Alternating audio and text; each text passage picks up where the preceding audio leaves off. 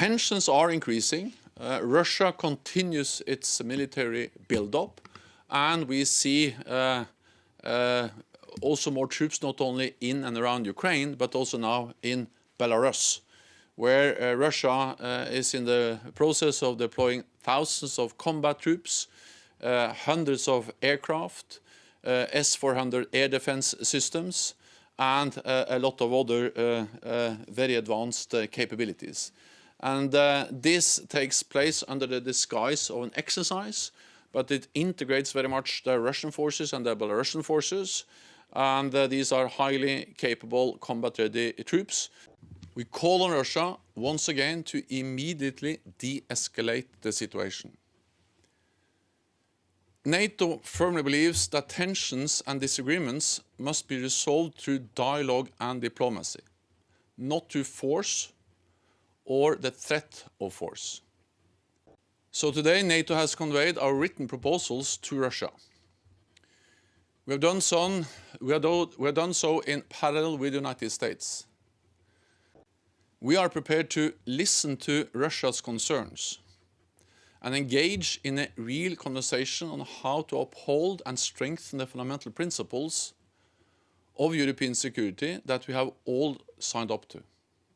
In all our efforts, we will continue to coordinate closely with Ukraine, as well as with other NATO partners, including Finland, Sweden, Georgia, and of course the European Union.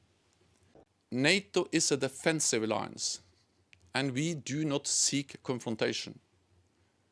But we cannot and will not compromise on the principles on which the security of our alliance and security in Europe and North America rest. We remain fully committed to our founding treaty and our collective defense pledge enshrined in Article 5. We will take all necessary measures to defend and protect all allies. But of course, while we are hoping for and working for a good solution, de-escalation, we are also prepared for the worst.